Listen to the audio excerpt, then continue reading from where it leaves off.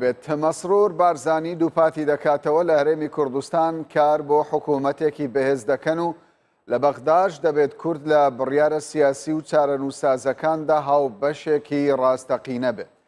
مەسرور بارزانی ڕاوشکاری ئەنجومەنی ئاسایشی هەرێمی کوردستان لە کۆبوونەوەیدا لەگەڵ یاکوب پراگدا باڵیۆزی ڕۆمانیا لە عێراق ڕایگەیاند وەکو کورد پشتیوانی لە عادل عەبدولمەهدی ڕاستپێردرا و بە پێکهێنانی کابینەی نوێی حکوومەتی عێراقی فیدراڵ دەکەن. دووپاتیشی کردەوە کە دەبێت کورد لە بڕیارە سیاسی و چارەنووسازەکاندا هاوبەشێکی ڕاستەقینە بێت.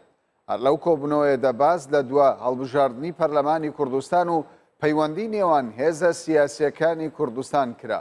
لەو بارەیەوە ڕاوشکاری ئەنجومەنی ئاسایشی هەرێمی کوردستان ئاماژەی بە ئەنجامەکانی هەڵبژاردننی پەرلەمانی کوردستان دا و ڕاشی گەیاند کار بۆ حکوومەتێکی بەهێز دەکەن.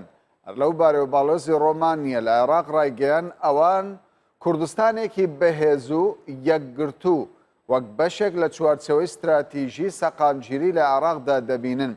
لە یانێکی دیکەی کۆبوونەوەکەی باڵۆزی ڕۆمانیا لە عێراق پەیوەندی نێوان وڵاتەکەی و هەرێمی کوردستان بە زۆر باش وەسف کرد. باسی لەوە کرد کە ئەوان پەرە بەو پەیوەندیانە بە تایبەتی لە ڕووی ئابووریەوە لەگەڵ هەرێمی کوردستان دەدەن و بەردەوامیش دەبن.